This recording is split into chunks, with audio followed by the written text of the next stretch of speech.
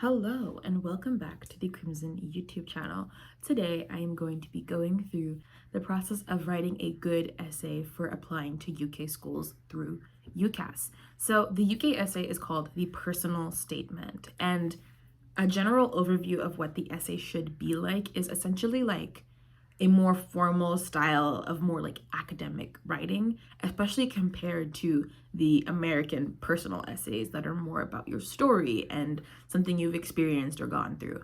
So, UK personal statements should be seen essentially as your chance to argue for why you should be admitted into this university to study this course. So, your UK personal essay is sent out to all of your UCAS choices, so you shouldn't really be too specific in terms of saying, oh, I have always wanted to go to the University of Oxford, for example, because not only will Oxford see your essay, but also every other school you applied to. And so doing this can sometimes be really bad for your application because the other schools will see you as not being as serious about applying to those schools. So this video is going to be sort of just like a step-by-step loosely on how exactly should you plan out, draft, outline, and then finally write your personal statement to have a good chance of success. And before I begin, I'd like to just shout out the Crimson Personal Statement ebooks because those were really, really useful for me personally when I wrote my personal statement. And they're especially useful in one of the steps of writing a personal statement, which is the research step, because they offer a really insightful look at successful personal statements. And at the beginning, they have a sort of introduction of what is a personal statement and how can you write a good one. So be sure to check those out after this video.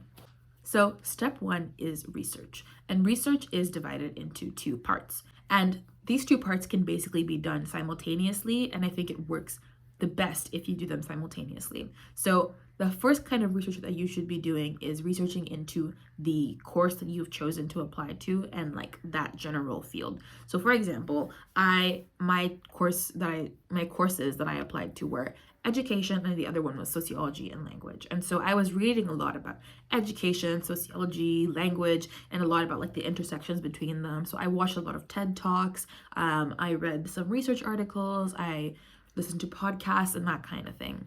And I really, really, really recommend at this stage to subscribe to the TED YouTube channel because they release a lot of videos all the time. And these videos can range in topic from like pretty much any field. And so whatever you're applying to, you can probably find a useful TED Talk that you can reference in your essay.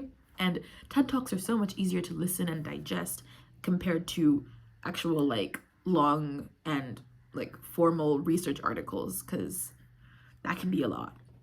So reading up on your field as well as researching on the UCAS personal statement itself, reading other successful essays. It's actually best if you read successful essays from your course or just your field generally if your course is very specific. So for example, if you're applying to chemistry, read like a lot of science kind of personal statements, or like if you're applying to history, reading like social sciences kinds of personal statements can be really useful because then you can see the sort of structure that is expected from you, because there is a structure, and the sort of points that are talked about, the sort of approaches that can be used. Of course, it is important to be innovative, to be personal, to be specific to you. However, especially with UK essays, you really shouldn't stray too far from the structure because that can be risky.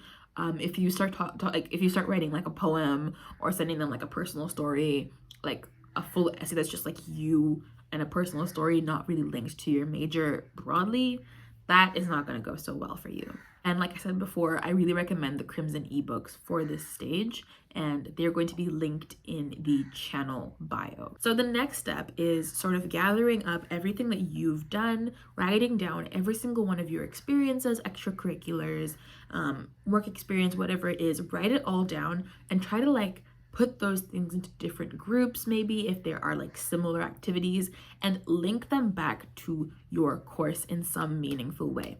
So for example, I am a content creator, not just on Crimson. I have my own personal channel called Study Nova, where I make educational advice videos.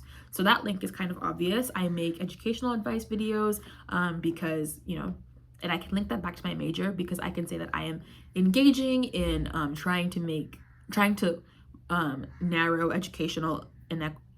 to narrow educational inequality gaps by providing free educational advice to students. That's a simple link that you can use.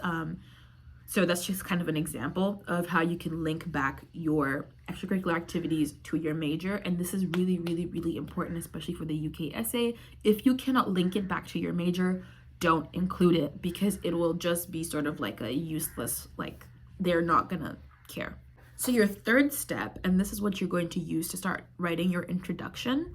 Your third step is to sort of like looking back on all the research you've done on your field and your course.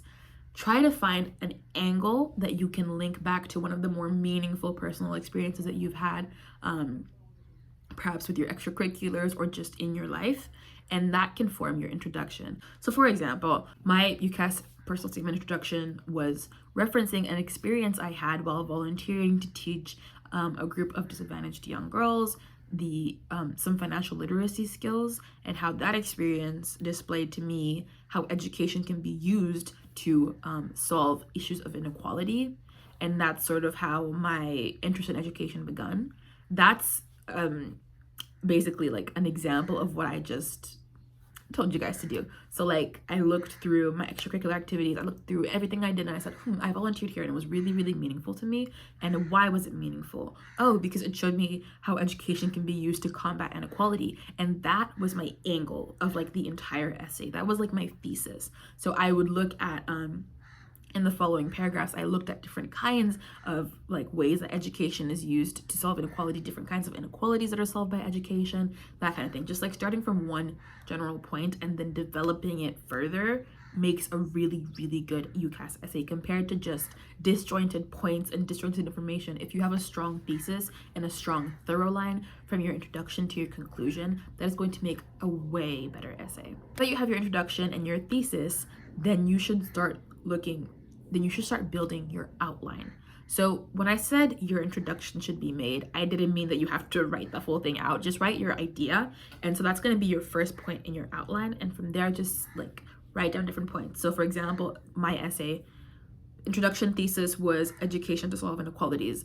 Second point was a TED talk about structural inequalities that men face in education because educational systems are not designed to accommodate their cognitive abilities. So like that's sort of like structural inequalities. Next one could be a different kind of inequalities, or like a different, like that kind of thing. Just have your outline, have your point, your sort of evidence being like whatever piece of media that you consumed about your field. So in my case, a TED talk, and then your observations from it. So just have your point, your evidence, and your further interpretation. That's kind of the three things that you need in each paragraph.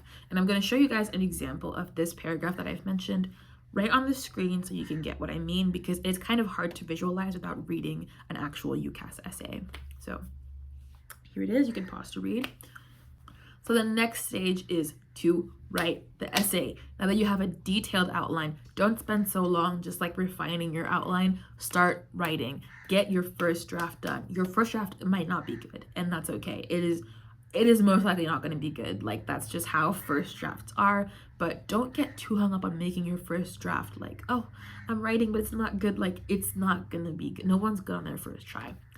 Just aim to get your first draft done so you can move on to the final stage, which is refining your essay. So look through it, fix the grammar, fix the wording, get somebody to read it, help them fix it. Ask ChatGPT about your essay. I did that a lot for my applications. I copied, pasted it in, and I said, what do you think about this essay? What are any weaknesses? That kind of thing. Like, do whatever you can to get as much feedback as you can, but don't go too far on the feedback so that your voice becomes lost, because you still want to retain that individuality, that you-ness in the essay, because that is crucial to helping you stand out against everybody in the application pool.